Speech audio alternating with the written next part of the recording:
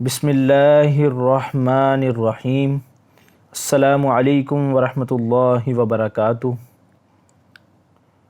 حضرت ابو ہریرہ رضی اللہ تعالی عنہ سے روایت ہے کہ رسول اللہ صلی اللہ علیہ وسلم نے ابی بن کعب رضی اللہ تعالی عنہ سے فرمایا کہ کیا تمہاری خواہش ہے کہ میں تم کو قرآن کی وہ صورت سکھا دوں جس کے مرتبے کی کوئی صورت نہ توریت میں نازل ہوئی، نہ انجیل میں، نہ زبور میں اور نہ قرآن ہی میں؟ ابی نے عرض کیا، ہاں حضور صلی اللہ علیہ وسلم، مجھے وہ صورت بتا دیں۔ آپ صلی اللہ علیہ وسلم نے فرمایا، تم نماز میں قرات کس طرح کرتے ہو؟ ابی نے آپ کو سورہ فاتحہ پڑھ کر سنائی کہ میں نماز میں یہ صورت پڑھتا ہوں اور اسی طرح پڑھتا ہوں۔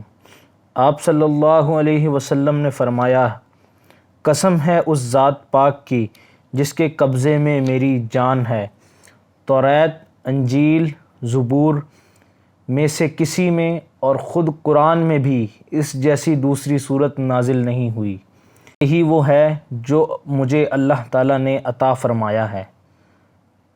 تشریح: قرآن مجید میں سورہ حجر کے آخر میں اللہ تعالیٰ نے رسول اللہ صلی اللہ علیہ وسلم پر اپنے خاص الخاص انعام کا ذکر کرتے ہوئے فرمایا، وَلَقَدْ آتَيْنَاكَ سَبْعًا مِنَ الْمَثَانِي وَالْقُرْآنَ الْعَظِيمِ۔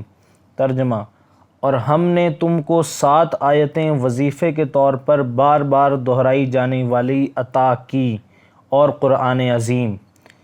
رسول اللہ صلی اللہ علیہ وسلم نے اس آیت کی طرف اشارہ کرتے ہوئے فرمایا ہے، وہ سورہ فاتحہ ہی ہے، اور یہ ایسی عظیم الشان اور عظیم البرکت صورت ہے، اس درجے کی صورت کسی پہلی آسمانی کتاب میں نازل نہیں کی گئی، اور قرآن میں بھی اس کے درجے کی کوئی دوسری صورت نہیں ہے۔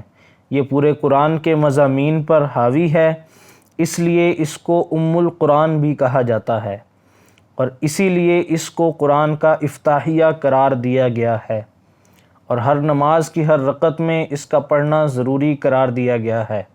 اس حدیث کی بنا پر کہا جا سکتا ہے کہ جس بندے کو سورہ فاتحہ یاد ہے اور اخلاص کے ساتھ اس کا پڑھنا اس کو نصیب ہوتا ہے، اس کو بھی اللہ تعالیٰ کی طرف سے بڑی دولت اور نعمت نصیب ہے۔